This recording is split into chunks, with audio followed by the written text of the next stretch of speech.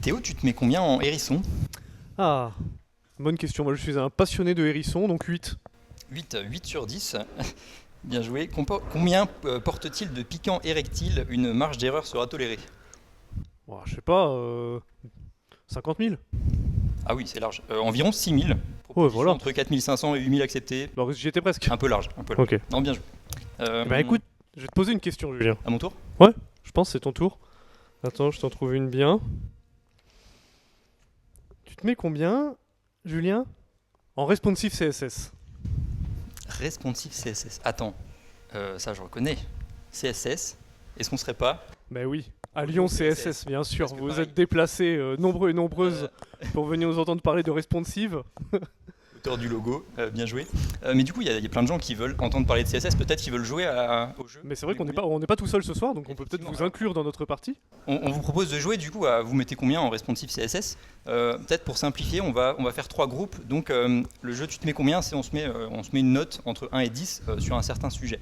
Donc on vous propose de faire 3 groupes, on va dire est-ce que vous mettez entre 1 et 3. Donc là c'est les gens, vous faites du CSS quand vous êtes obligé, quoi, vous savez changer des couleurs, mais dès qu'il faut centrer une div, là ça devient compliqué. Et s'il y a des gens entre niveau 1 et 3 sur 10 en CSS, N'ayez pas peur, hein, c'est... pas tant, ok, Ok. très bien. Et s'il y a niveau suivant, entre 4 et 7, là vous faites du CSS assez souvent, vous êtes plutôt à l'aise, mais il y a quand même quelques zones d'obscur. Par exemple, pourquoi dans certains cas vous mettez un Z-index à 12 millions et le truc il est toujours pas par-dessus les autres là. Niveau 4 à 7, il y en a. L'anecdote que tu as dit a fait lever Ok. des mains, donc il y a des gens Ouais. qui se sont On reconnus. se reconnaît. Et dernier niveau, du coup, entre 8 et 10, là, les experts, vous connaissez le contexte d'empilement, vous connaissez plusieurs façons de centrer verticalement une div, les experts de CSS, quoi. Est-ce qu'il y en a dans la salle? Eh bien, Ok. bravo à toi. Pas beaucoup non plus. Bon. Un peu de tout, du coup, ça tombe bien, on va parcourir plein de techniques. Ouais. Alors, Euh, et on va peut-être faire un petit rappel du Ah coup, quand même, de ce qu'est le responsive avant de se jeter dedans. Effectivement. Si c'est pas clair pour tout le monde, on va voir un petit peu ce que c'est. Alors, je vais vous raconter une histoire. Il était une fois, imaginez, dans les années 90, vous êtes développeur ou développeuse pour une petite entreprise qui vient de se créer et qui fait un moteur de recherche. Alors ça, c'est le site web que vous faites. C'est génial parce que les années passent, les écrans changent, mais finalement votre manière de travailler n'est jamais révolutionnée. En fait, les écrans vont peut-être légèrement changer de ratio, ils vont devenir de plus en plus, avec une résolution de plus en plus précise, mais en fait votre design ne va jamais être bousculé. Mais ça, c'est jusqu'en 2008. Parce qu'en 2008, cette chose va arriver. Et cette chose, c'est très très grave. Vous la connaissez sûrement, c'est l'iPhone, présenté par Steve Jobs. Et le problème, c'est que ça casse votre site. Votre super site, il ne peut plus se rendre sur un mobile. Bon alors, en fait, ça, on peut le gérer assez facilement. En fait, le serveur qui va recevoir la requête des appareils, il peut lire le header user agent qui indique quel est le type d'appareil, et du coup, on peut rendre un site ou un autre, par exemple un site mobile et un site pour les bureaux. Donc ça, on peut le faire.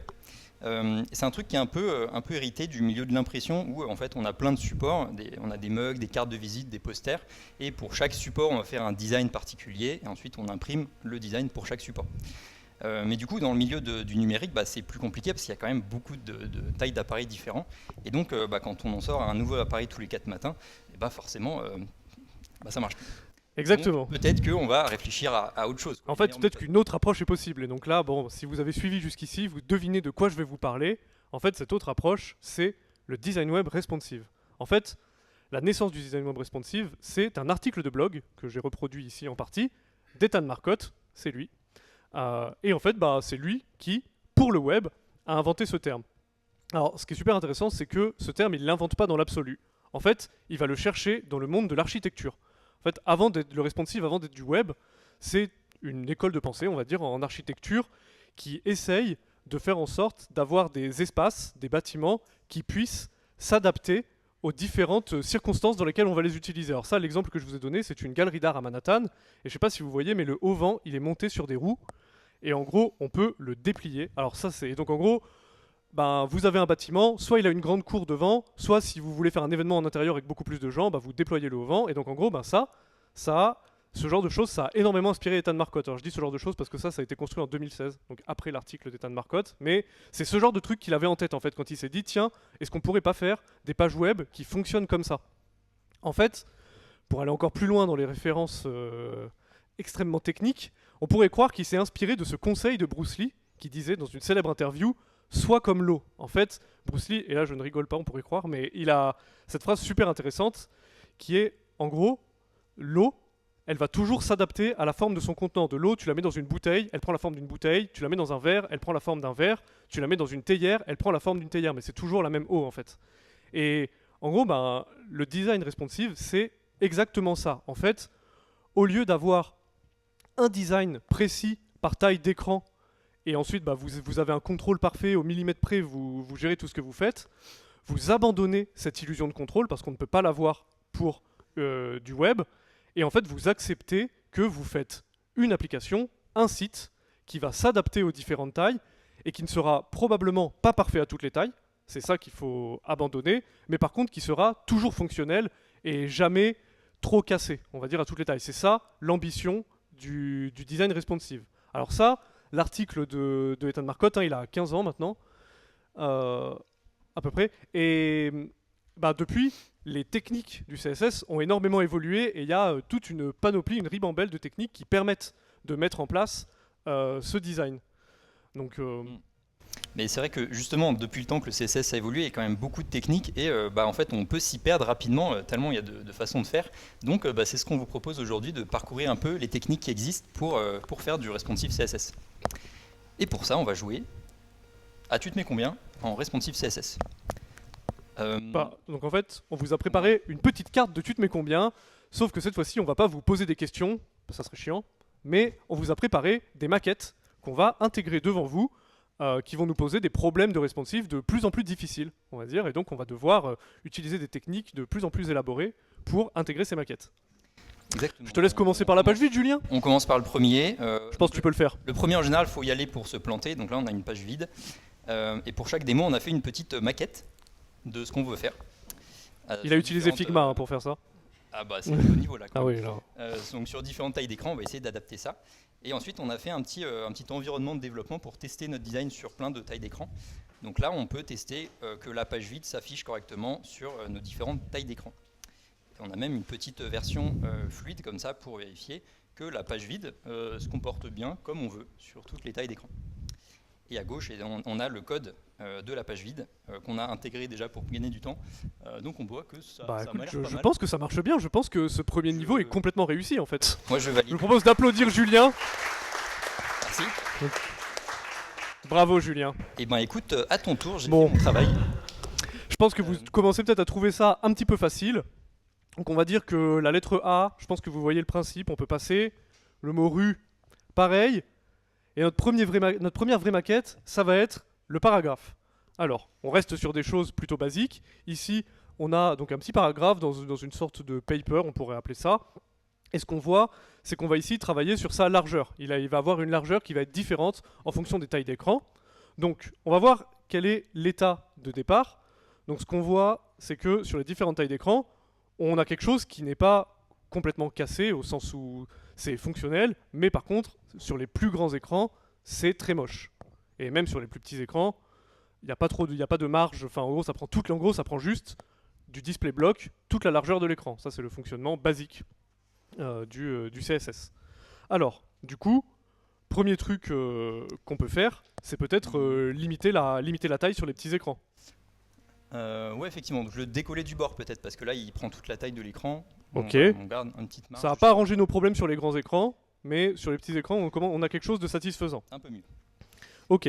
Ensuite, ce qu'on va faire... sur les grands écrans, en fait, faut limiter la largeur pour pas que ça prenne toute la largeur sur les grands écrans.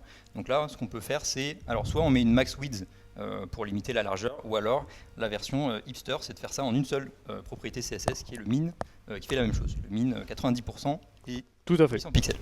Alors du coup, il y a peut-être un petit problème, c'est que si j'augmente C'est vrai qu'en général, tout ce qui est fixe en pixels, faut se méfier parce que ça veut dire que c'est pas dépendant de la taille de police. Et en général, il y a beaucoup de choses qui dépendent de la taille de police. Là, si on augmente, si l'utilisateur il augmente la taille de police dans le navigateur, et ben la taille du paper va pas bouger et donc ça va être un peu serré. Donc peut-être une bonne façon, ça serait d'utiliser une unité qui est indexée sur la taille de la police. Mais je connais, c'est les EM. Il connaît tout. Police, enfin, en EM, je me mets 10. Nous avons un 10 sur 10 ici. Donc les EM, c'est une unité qui est indexée sur la hauteur des caractères. Mais en fait, on pourrait même faire quelque chose de mieux. Ce qu'on pourrait vouloir faire, c'est utiliser une unité qui est indexée sur la largeur des caractères, parce qu'en fait, là, ce sur quoi on travaille, c'est de la largeur. Et cette unité, c'est un miracle, elle existe, c'est le CH. Donc le CH, unité assez pratique pour ce genre de cas. Un CH, c'est la largeur du caractère 0 dans la police de caractères que vous utilisez. Alors attention, petite subtilité, si vous utilisez une police monotype qui a donc où tous les caractères ont la même largeur, bah, c'est fiable et régulier.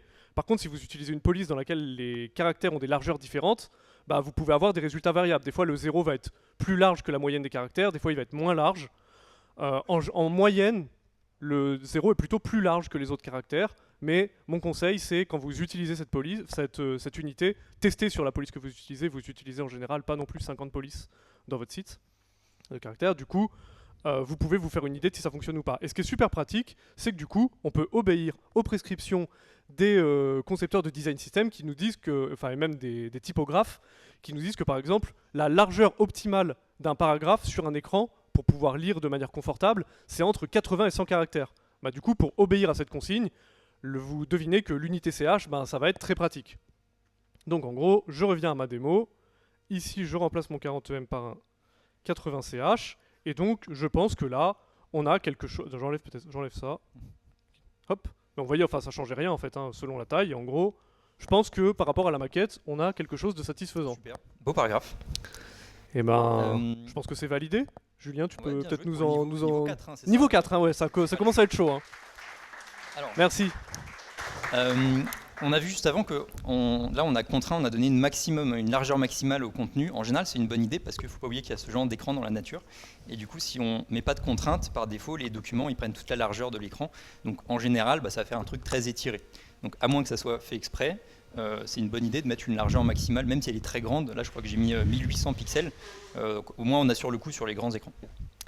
Voilà, donc on a fini le niveau 4. À moi ? Bah oui, je pense à toi. Hein. Allez. Niveau 5. Donc, qu'est-ce qu'on a On a un petit tableau de jeu de morpion, donc un truc carré. Donc là, ça va être principalement la taille du carré qu'on va venir piloter sur chaque taille d'écran. Mais ici, on va devoir gérer la largeur, mais aussi la hauteur. Vous allez voir que ça va nous poser quelques petits problèmes. Alors, qu'est-ce qu'on a au début On voit que c'est OK sur les téléphones. Puis là, ça commence à être un peu trop petit, en fait. Parce que la taille est fixe, en fait. On a une taille de fixe de 300 pixels, donc forcément, c'est trop petit sur les grands écrans. Ok, bon du coup, si on veut que notre taille, la taille de notre carré, elle dépende de la taille de l'écran, qu'est-ce qu'on peut faire ? Alors, petite technique que je peux utiliser, je ne sais plus combien je mets. Ça, vous la connaissez probablement. VH, par exemple. 80% de la hauteur du viewport, 80 VH. Sauf que ça, évidemment, ça ne marche pas en format portrait. Ça marche que en paysage. Du coup, on pourrait vouloir du VW pour s'indexer sur la largeur de l'écran. Mais sauf que là, du coup, cette fois-ci, c'est le paysage qui est cassé. Voilà. Donc en fait, heureusement, il existe d'autres unités, le Vmin et le Vmax, qui vous permettent de prendre... Le Vmin vous permet de prendre le plus petit des deux entre la hauteur ou la largeur de l'écran. Ce qui fait que dans notre cas, on sait que le Vmin, il va tout le temps tenir dans l'écran. Donc ça, déjà, on a résolu ce problème de portrait paysage. Prochain problème, ça m'a l'air trop grand là, donc un peu comme toujours, et comme on a fait avant, on va mettre une petite mine. Voilà, le meilleur conseil qu'on peut vous donner en responsive, limitez la taille de votre truc, mais ne mettez jamais de taille fixe. Hop. Donc là, sur les très grands écrans, on a limité la taille, la largeur et la hauteur, parce qu'il y a un aspect ratio à 1, on limite à 800 pixels. Ok. Donc et là, du coup, en fait, si on compare aux maquettes, je crois qu'on est pas mal sur les petits écrans et sur les grands écrans. Ouais, mais entre les deux... Sur la tablette, là, c'est un peu... C'est très grand, ouais. Le problème, c'est que la seule unité dynamique que j'ai, c'est le Vmin. Donc si je fais un truc plus petit... là c'est trop petit sur les petits écrans. Donc en fait, ce qu'il nous faudrait, c'est peut-être une taille minimale. Alors, j'ai ce qu'il te faut.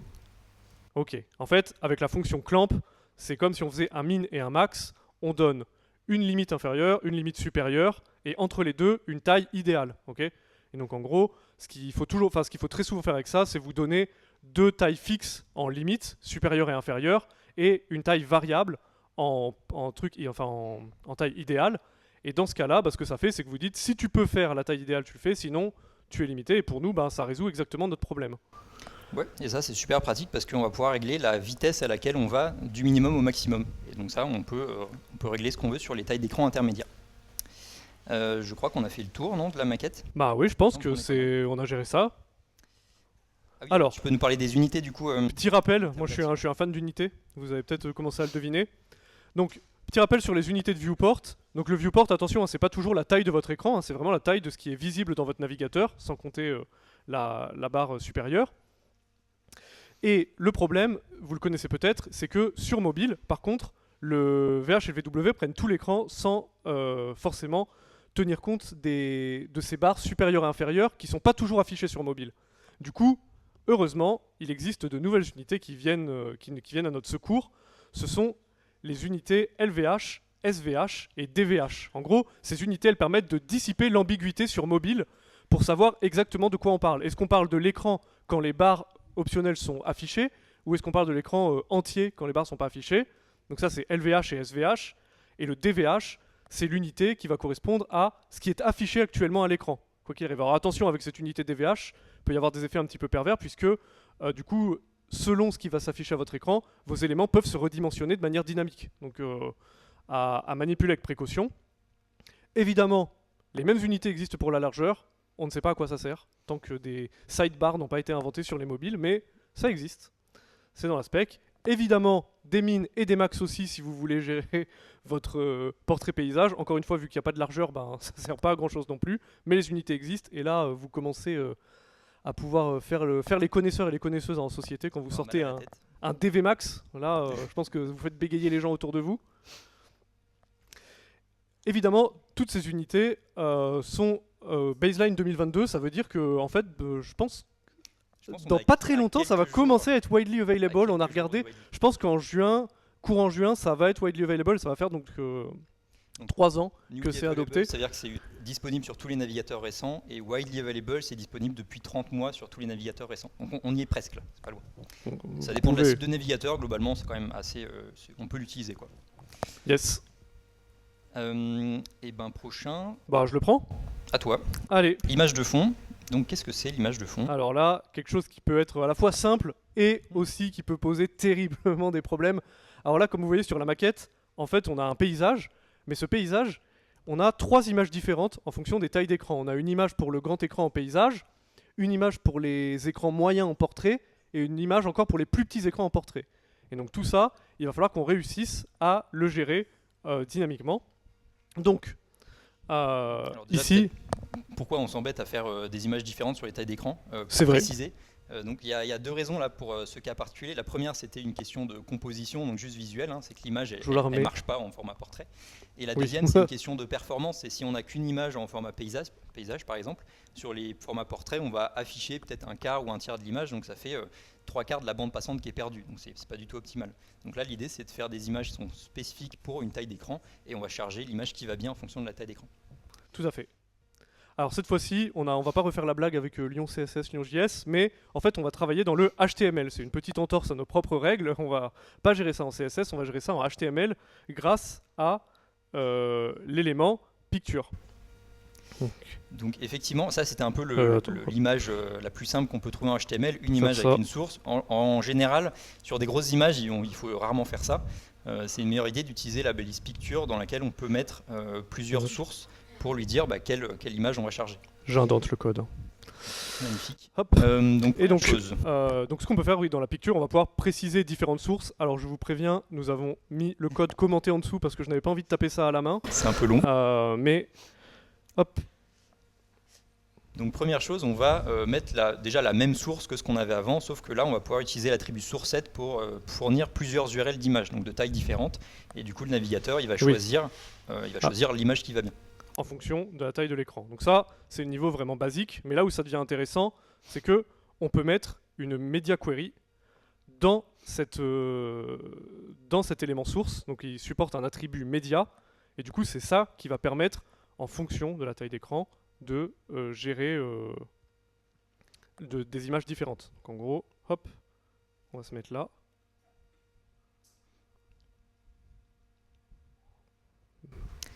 Magnifique. Donc là, l'ordre des sources est important parce que du coup, le navigateur, il va parcourir les sources et il prend la première qui va bien. Donc, si c'est orientation portrait, il prend celle-là. Si ça va pas, il continue. Et c'est pour ça qu'on met l'image en bas en fait, parce que du coup, si jamais il trouve rien du tout là-dedans qui fonctionne, il nous rend l'image qu'on avait au départ. Donc vous pouvez mettre votre balise image dans la balise picture, comme fallback. Hop, et donc finalement, bah là, c'est pas plus très excitant. Le dernier truc qui reste à faire, c'est juste une media query un petit peu plus complexe de taille d'écran pour pouvoir gérer du coup l'image sur les plus petits écrans en portrait. Hop. Ok, et là, on a bien les 3 tailles d'écran, et pour chaque taille d'écran, on va charger l'image qui va bien en fonction de la densité d'écran aussi, parce que pour une même taille d'écran, il y a peut-être certains écrans Retina, d'autres qui ont une moins bonne résolution. Donc le navigateur, il pourra choisir parmi tout ça quelle est la meilleure image affichée. Ok, bon, je pense que c'est pas mal. Et ouais, il me semble qu'on a... Pour le coup, je pense que c'est littéralement la maquette, puisque c'est une image, on n'a pas trop de chances de se tromper. Bien joué. Ok. Oui, donc là on a utilisé l'attribut média sur la balise source. En fait, l'attribut média, vous l'avez peut-être déjà vu ailleurs, on peut l'utiliser sur d'autres balises, par exemple le link. Et en fait, c'est ce qui permettait de faire le design adaptatif. Donc pour chaque taille d'écran, on va fournir un fichier CSS qui va bien. Donc on met les media query pour charger le fichier qui va bien. Alors, autre possibilité, le média print aussi, peut-être que vous le connaissez, qui vous permet d'appliquer du style ou d'autres choses uniquement sur pour l'impression. Alors, on est venu nous dire, après avoir donné cette conférence, que des gens s'en servent et que c'est très utile pour eux, genre des gens qui imprimaient des étiquettes à partir d'une application web. Et du coup, la fameuse feuille de style appliquée aux imprimés fonctionnait, enfin était cruciale pour ces personnes. Donc, nous avons mis à la retraite la blague qu'on faisait d'habitude pour dire que personne n'utilise jamais le media print. Oui.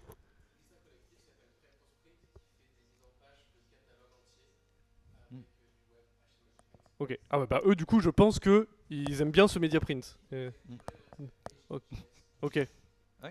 Faut pas qu'on donne la conférence devant, ils vont nous tuer. On peut imprimer des pages de CV aussi par exemple. Enfin, je pense qu'il y a plein de cas d'usage très pratiques. Ok, un autre cas d'usage, alors là, super pratique. Ouais, alors pour le coup, sur les vidéos, on peut pas faire comme pour les images avec des sources sets. Donc là, on est obligé d'utiliser l'attribut média pour charger des vidéos de tailles différentes en fonction des tailles d'écran. Et ça, pour le coup, c'est important parce que les vidéos, c'est encore plus lourd que les images. Donc c'est intéressant de charger la bonne. Oui. Alors, en général, bon, quand on fait vraiment de la vidéo, on n'utilise pas toujours un player natif HTML5. Mais si vous faites ça juste en HTML, bah ça vous sauve la vie pour adapter la taille de votre contenu aux écrans. Évidemment, ça existe aussi pour l'audio. Alors là, on n'a pas trouvé à quoi ça servait. Là, j'espère que personne va nous dire oui, moi je m'en sers. Mais vous pouvez servir des audios de tailles différentes en fonction de la taille d'écran de vos utilisateurs et de vos utilisatrices. Donc voilà, je vous laisse réfléchir à quoi ça pourrait vous servir. Mais c'est possible. Moi, j'adorerais qu'il y ait quelqu'un qui lève la main. Oui. C'est trop pratique. Dis-moi.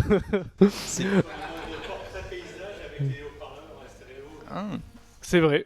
C'est arrivé finalement. C'est arrivé là. Ok.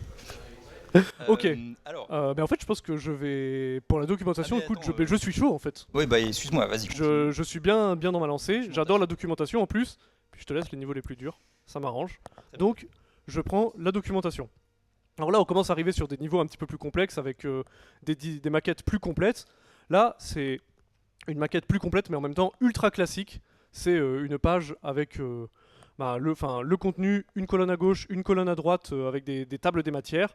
Et ce qu'on voit, c'est que sur les différentes tailles d'écran, les colonnes ne sont pas forcément affichées. Donc c'est ce qu'on va faire maintenant. Et là, je pense que... Je ne sais pas si vous avez remarqué, mais depuis le début, là, on n'a pas du tout mentionné les breakpoints. On n'a pas utilisé de breakpoints pour intégrer toutes nos tailles d'écran. Et ça, c'est quand même pas mal parce que souvent, quand on parle de responsive, on va se jeter sur les breakpoints, un peu la solution de facilité. En fait, on a vu qu'il y a pas mal de solutions qui marchent très bien et même souvent mieux que les breakpoints.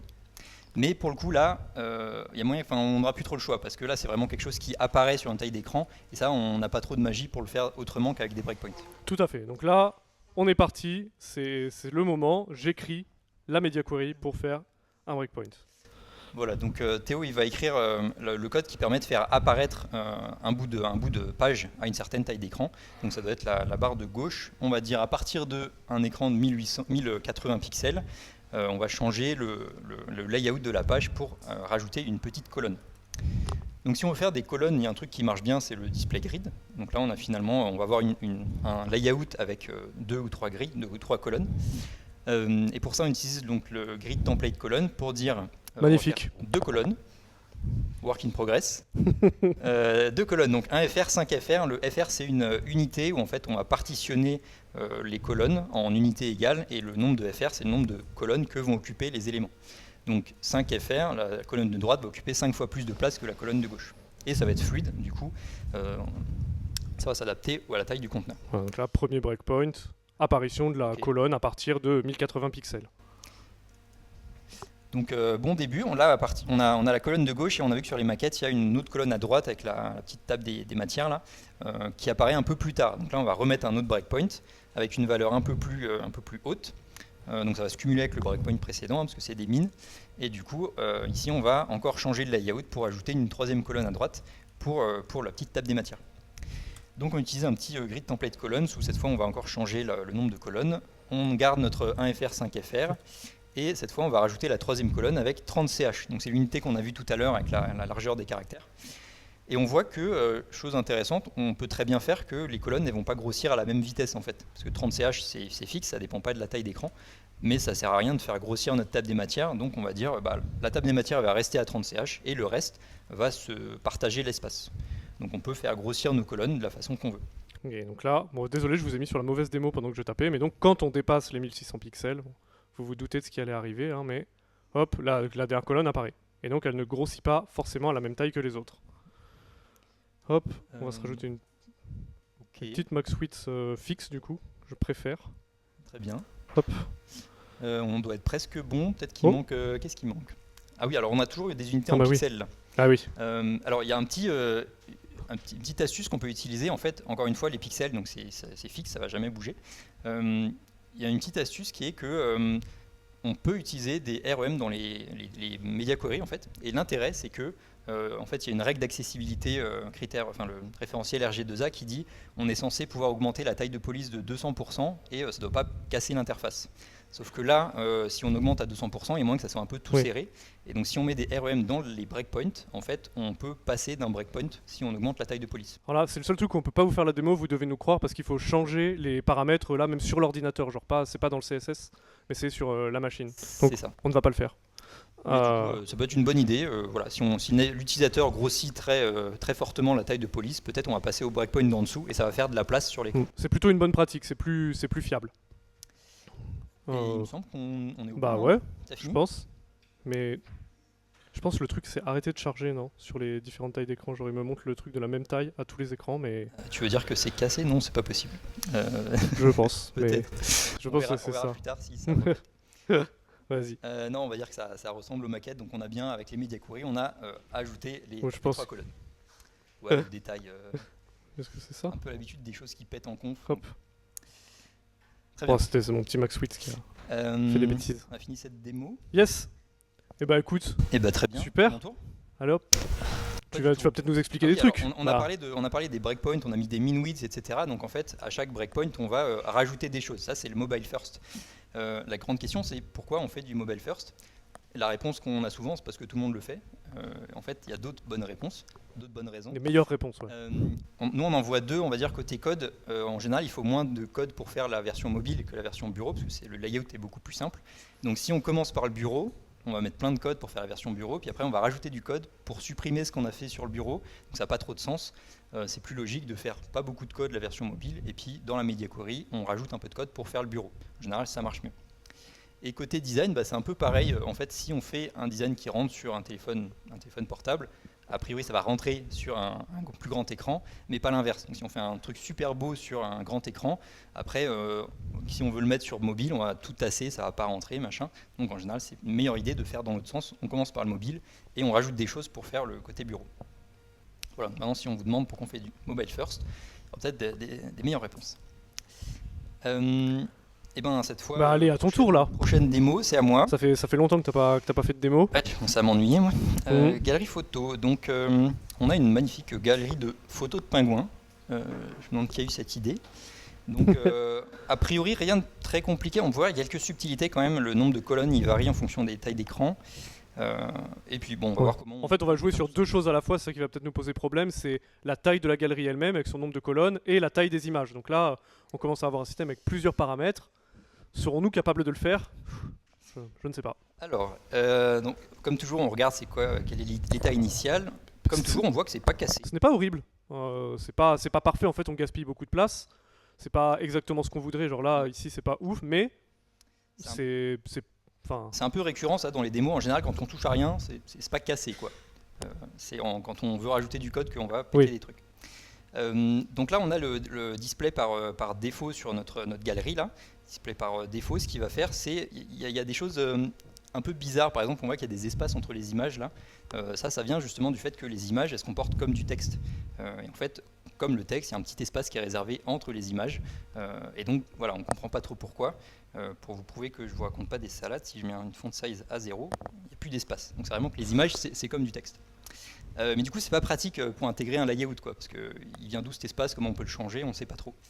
Donc on va utiliser un autre layout. Un autre oui, display. c'est une autre technique de display que vous connaissez probablement. On va faire du alors. display flex. Je vais déjà mettre une petite bordure. Mais oui. Ça va beaucoup nous aider de comprendre quelle est la taille de la galerie, enfin de l'élément qui est la galerie. Et comme ça, on voit là par exemple qu'on perd de la place. Bah, c'est génial, le display flex a tout réglé. Parfait. Un partout. Bah ouais, je pense là c'est nickel. Je vais mettre le gap que j'oublie. On envoie en prod. On va. Qu'est-ce que je fais? Bah un petit wrap peut-être. Il me faut un copilot. Ok. Ok, donc là c'est pas mal. On peut peut-être centrer. Là. Bon, globalement, flex avec du wrap, on lui dit de passer à la ligne. On a centré. Ok. Pour le moment, c'est ok. Ce qu'on va vouloir, c'est peut-être maintenant gérer la taille des images. Parce que le problème, c'est que nos images, elles prennent pas toute la taille qui est disponible. Ça rentre pas. C'est un petit problème.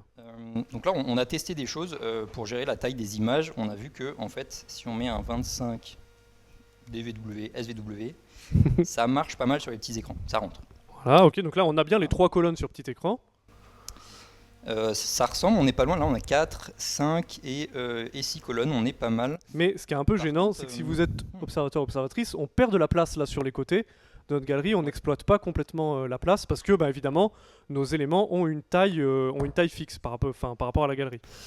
Alors, pour faire ça, on peut utiliser un petit flex gros. En fait, c'est ça la propriété qui fait qu'avec Flex, on peut faire du responsive. C'est que ça, en gros, ça va adapter vos éléments à la taille de leur conteneur Flex. Voilà. Et là, ça. Donc là, on pourrait croire, là, est-ce qu'on a terminé? Est-ce que c'est le rêve?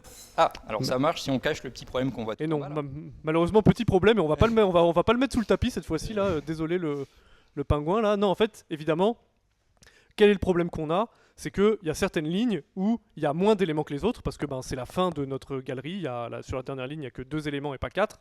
Et du coup, comme on lui a dit flex gros 1, c'est-à-dire qu'on dit à nos éléments, vous prenez toute la place qui vous est disponible pour remplir la largeur, bah du coup, c'est ce qu'ils font. Et donc les images grossissent pour remplir toute la largeur, peu importe qu'il n'y en ait pas assez. Donc en fait, peut-être que là, ce qu'on atteint, c'est une limitation de flex pour faire un layout en 2 dimensions qui serait une galerie. Donc peut-être qu'on va pouvoir tester autre chose et jeter tout ton travail à la poubelle.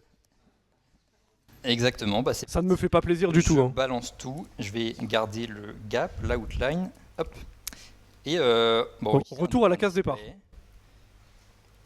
On veut faire une grille, on va peut-être Bah utiliser oui. un display grid, on va voir ce que ça donne. Ok, on y est. Ça rentre pas. Alors la taille des images peut-être? Alors, effectivement. Donc, hop.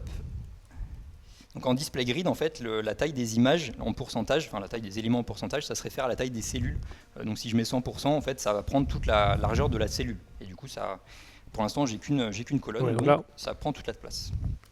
J'ai qu'une colonne, donc il y a un moment, il va falloir mettre Voilà, là, quelque chose. c'est pas réussi pour le moment. Merci. Alors, ce qu'on peut faire, donc là, Ok. je vais partir sur le grand écran. On a vu qu'il y avait 6 colonnes sur le grand écran, celui-là. Donc on va lui indiquer qu'on veut 6 colonnes. 6 colonnes. Donc grâce à la fonction repeat. Donc là 6 colonnes de 1fr, donc 6 colonnes qui se répartissent l'espace également. Sauf que le problème, c'est que c'est pas responsive. Là, pour le coup, on a 6 colonnes à Voilà. toutes les tailles d'écran. Et Alors, ce qu'on peut Finalement- faire, dans le display grid, il y a un truc magique là qui permet de dire on veut pas que les colonnes elles fassent moins que, par exemple, 250 pixels. Donc je peux faire un truc comme ça. en gros, on va commencer à faire en sorte que notre grid, elle gère un petit peu de manière magique la taille de ses colonnes en fonction de sa taille. Ça ne marche pas du tout. C'est presque magique, Si. à moitié magique. On voit que les colonnes elles passent pas en dessous de 250 pixels. Donc c'est ce qu'on voulait. Par contre, il y a toujours 6 colonnes parce qu'on a hardcodé Oui. le 6 colonnes. Là, maintenant, ce qu'il faut, c'est changer ça, enlever ce 6 et le remplacer par la valeur autofill qui va permettre de dire, en gros, avec la taille qu'on t'a donnée, le min-max 250 pixels ou 1 FR, tu vas remplir autant de colonnes que possible. Donc là, c'est presque bon, juste sur les petits écrans, il n'y a pas assez de colonnes. Donc ce qu'on peut faire, même succerie que d'habitude, Voilà, en fait, on s'en rend peut-être pas compte, mais on a le même problème que d'habitude. Nos images qui ont une taille minimum de 250 pixels, c'est trop gros pour les petits écrans. Donc en fait, on a le même problème que d'habitude, on va le résoudre de la même manière.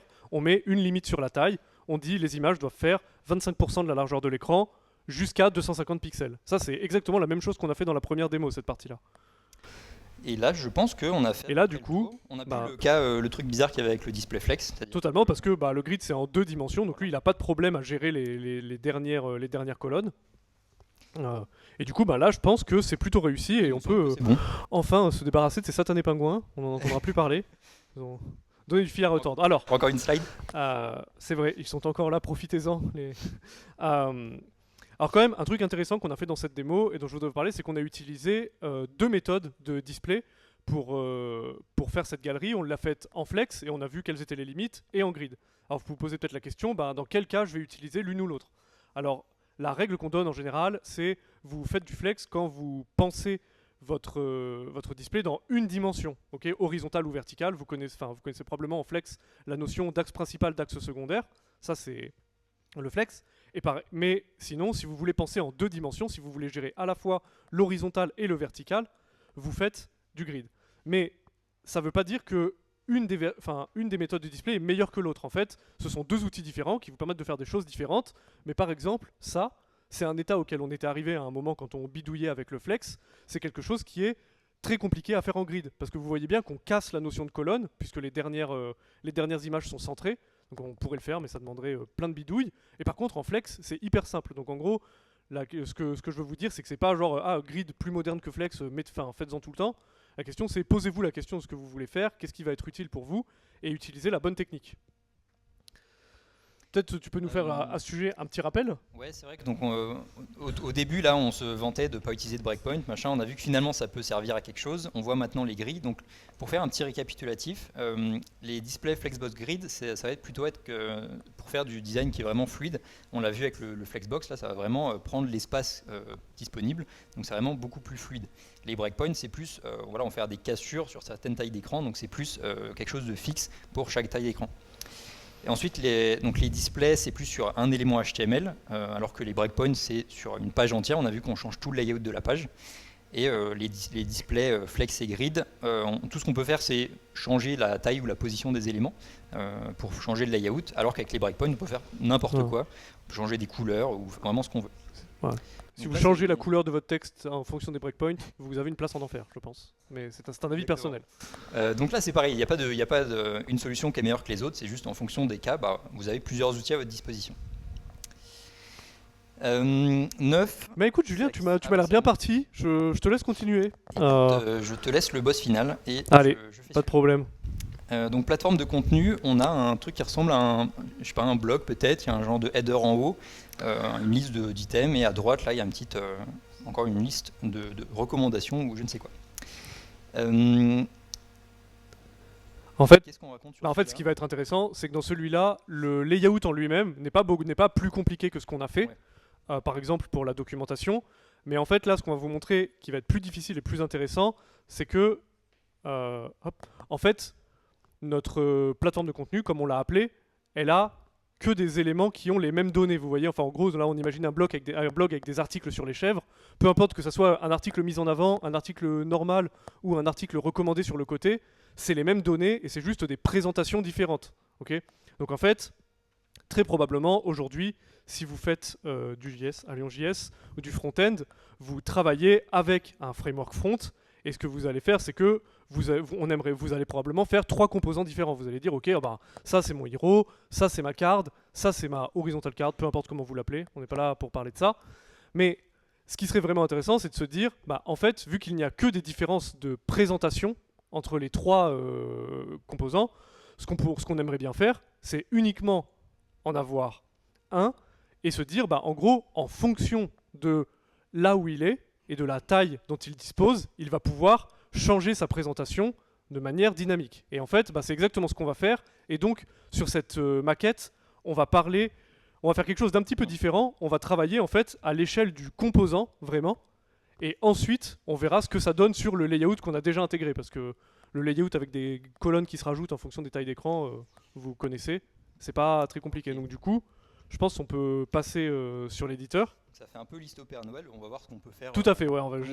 Je t'ai mis un challenge, j'avoue, moi je dis les choses, après c'est toi qui les fais. Alors, super. Donc là, on a déjà intégré les 3 états du composant, donc ce qu'on a vu avant, et d'ailleurs on devrait pouvoir le voir ici. Donc j'ai mon content et je dois avoir medium pour l'état ici, que je galère toujours à resizer, c'est pas grave, il est là. Et le mode large, donc c'est encore le dernier état. Donc on a déjà le CSS avec 3 classes pour faire ce truc-là. Maintenant, la grande question, c'est comment on change finalement la classe CSS, comment on change le style en fonction de la taille du composant. Donc c'est un peu comme les media queries, mais à l'échelle du composant. Bah ouais. Et heureusement, il existe quelque chose. Alors là, pour le coup, ça c'est plutôt récent. Ça va être la container query. Alors d'abord, pour faire de la container query, ce qui est important, c'est comme ça va marcher sur des conteneurs, c'est de définir le conteneur. Donc là, si vous avez regardé quand on était dans le HTML, vous avez vu que notre élément, il était contenu dans un élément article. Donc c'est lui qui va servir de conteneur. Avec la propriété container, on le définit. Item, c'est le nom, et inline size, c'est le mode de conteneur. Et du coup, ça va nous permettre, pour le contenu, d'écrire la container query. Donc en fait, ce que fait Julien, c'est juste qu'il remplace notre classe par une container query, c'est parce que ça nous arrange, on n'a pas grand chose de plus à taper, mais en gros donc ce sont les mêmes styles, sauf qu'ici au lieu d'être appliqués par une classe CSS différente, ils vont s'appliquer si la taille du conteneur est supérieure à une certaine limite ou inférieure à une certaine limite, selon un système de media query que vous connaissez. En gros la première c'est si l'item est en dessous de 340 pixels, on va appliquer ce style.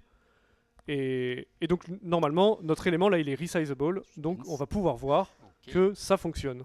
Je ne me suis pas planté. Donc là, si je resize vraiment le composant lui-même, on voit que le style va changer. C'est un peu comme un breakpoint, mais à l'échelle d'un composant. Donc ça, c'est cool, c'est exactement ce qu'on voulait. Ouais. Et du coup, on va pouvoir copier-coller ça dans notre layout et voir si ça fonctionne. Donc là, on a déjà intégré le layout vraiment de toute la page. Pour l'instant, il y a le même composant partout parce que on n'a pas encore mis le style. Si je colle ce que je viens d'écrire, ça marche. Donc magique. Là, on voit qu'en fonction de la taille qu'ils occupent dans le layout, les composants ils vont utiliser le style qu'on a écrit. Juste pour vous montrer que je ne suis pas en train de tricher, si je prends le premier article là, donc vous voyez, il n'y a pas de classe dessus. Si je prends le premier article, je retire, en fait c'est le deuxième qui va prendre sa place, parce que la container query va changer. Et si je le colle à la fin, il réapparaît en tout petit à droite ici. Donc c'est vraiment le même élément, en fonction d'où on le met dans le layout, il va changer de style. En fait, c'est presque même plus que du responsive. En gros, au lieu de penser votre page entière en fonction de la taille d'écran, ce que vous arrivez à faire, c'est que vous êtes à l'échelle presque du composant et de dire, en fonction de la taille dont il dispose, je ne sais pas comment, quand il va être utilisé, c'est lui qui va gérer ses règles de présentation.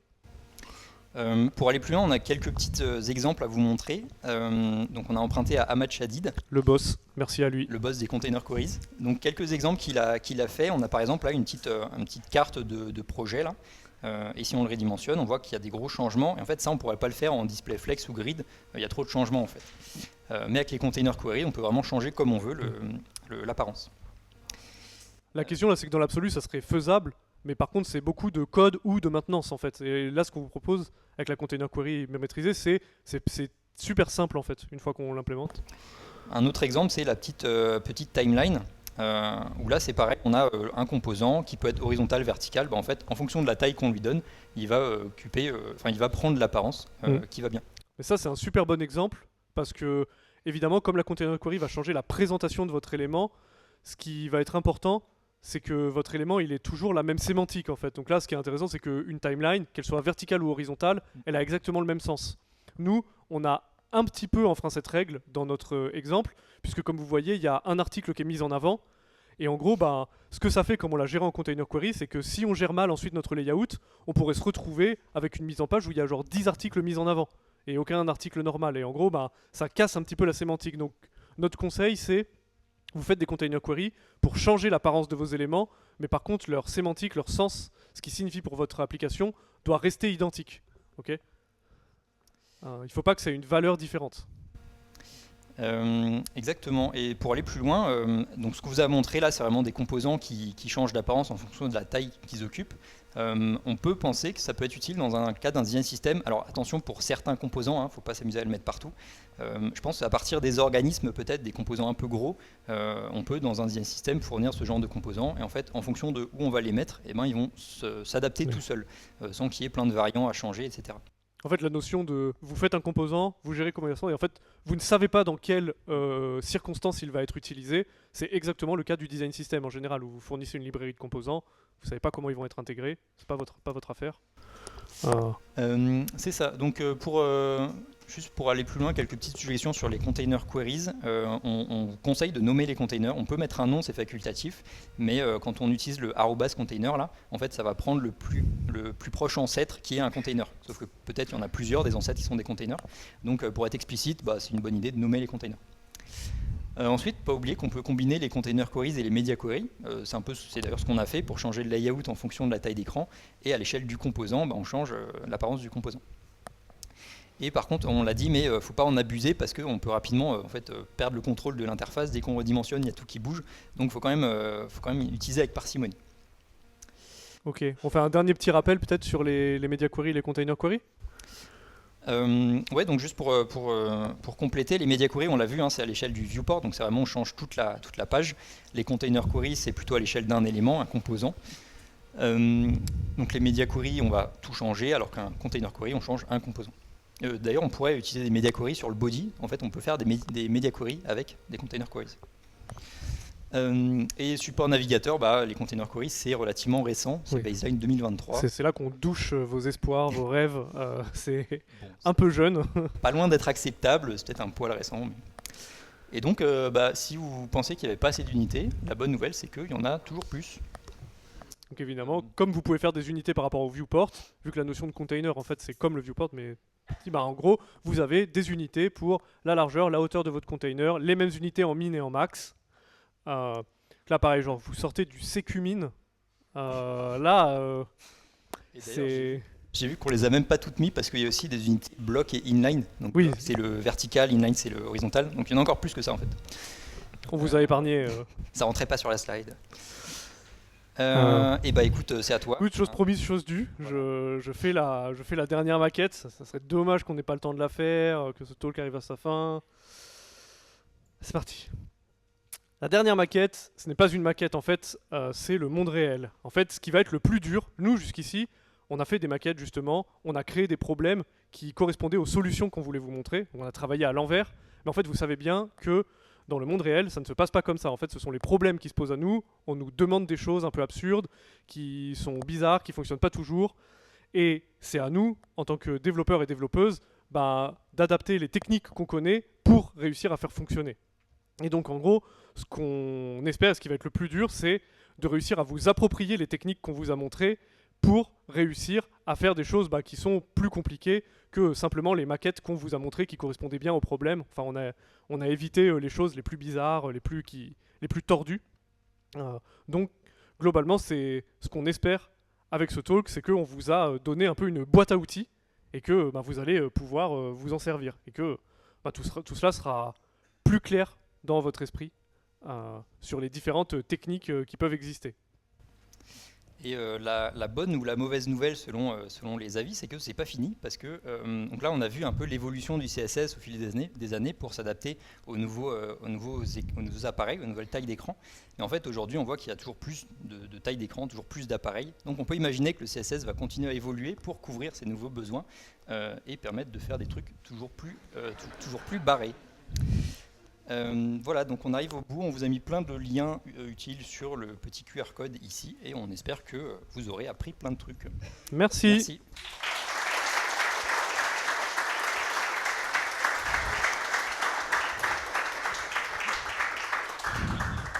Ok. On peut prendre les questions, on répétera pour l'enregistrement s'il y en a. Et s'il n'y a pas de questions, on reste dans le coin à l'apéro, donc on se voit après. Oui. J'avais une question, là tout à l'heure, vous avez parlé des médias print.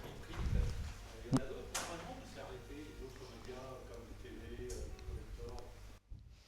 J'ai jamais entendu parler de ça. Ah oui, j'ai jamais entendu. Honnêtement, pardon, je pense que la. Ah oui, donc la website. question était, nous avons parlé du média print. Est-ce qu'il existe une liste arrêtée des différentes valeurs possibles pour l'attribut média? Je pense que c'est documenté quelque part, c'est dans la spec. Mais par contre, par rapport à ce que tu disais comme exemple de télé, ou je pense pas. Si. Dans certains cas, pour les foldable devices, notamment pour détecter le non-écran, Oui, il y a aussi des media queries pour détecter sur les écrans pliants, par exemple, quand on passe de un écran à deux écrans quand on déplie. Il y a des trucs assez cool à faire avec ça. Mais il faut avoir un téléphone pliant.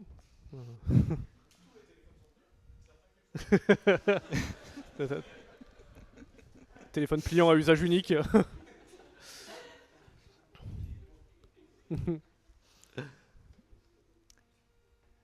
D'autres questions? Oui.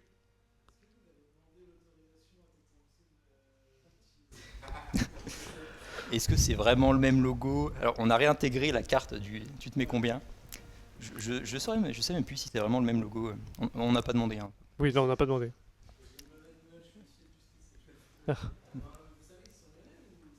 Oui, oui.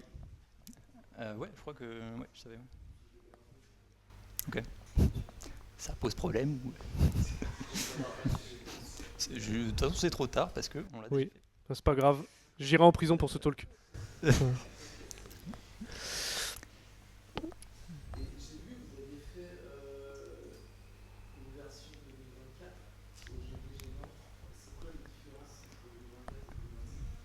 Alors, la question, on a fait une version 2024 au DevFest Nantes, donc qui était en 2024.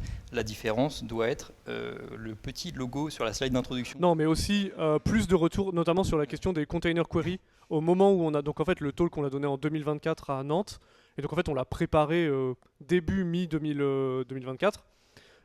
Et à ce moment-là, les container queries, ça avait un an de moins que maintenant. Et du coup, les retours d'expérience, il y en avait très peu. Et donc on a on s'est plus refondé sur d'autres retours d'expérience sur les container queries pour pouvoir donner des conseils. Donc la direction dans laquelle ça évolue, c'est vraiment ça. Et peut-être à un moment, on aura aussi à mettre à jour les slides sur lesquels les trucs sont baseline. Voilà. Oui. Ah bah.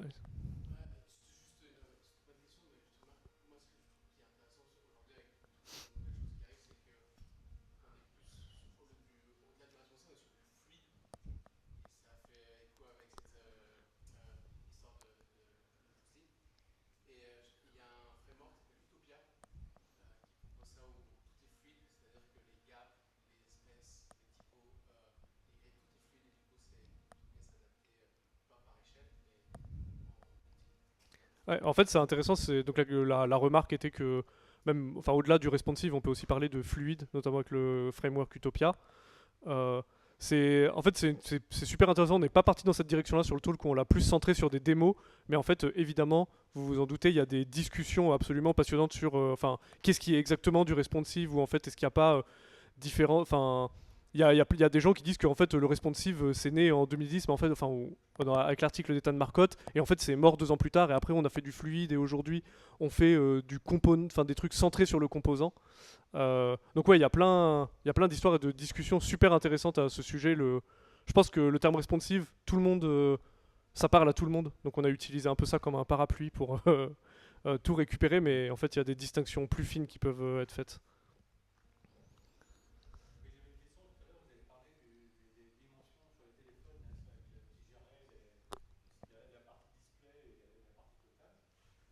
Mhm.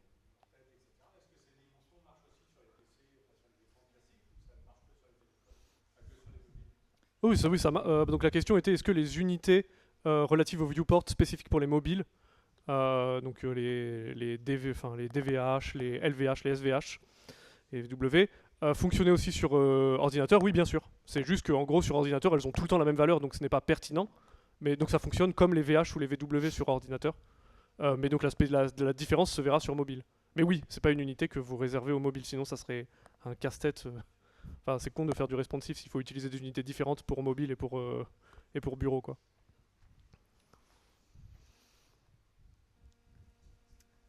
Oui.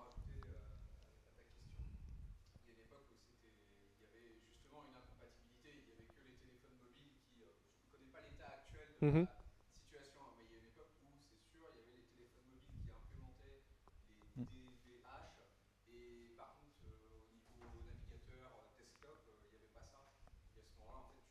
Oui, mais c'est plus la... Oui. En fait, c'est plus une question de support navigateur, en fait, plus que de... Enfin, bureau mobile. Et par contre, oui, comme on l'a dit, bon là, maintenant, on va commencer à passer dans le widely available, donc disponible sur tous les navigateurs depuis 3 ans. Mais... 30 mois. Pardon? 30 mois, 30 mois, pardon. presque. Je ne suis pas précis, mais du coup, c'est... Oui, aujourd'hui, c'est adopté plus largement, mais ça n'a pas toujours été le cas, ouais. Eh ben, je pense... Eh ben, je pense qu'on va aller à l'apéro. C'est bien parlé. Merci.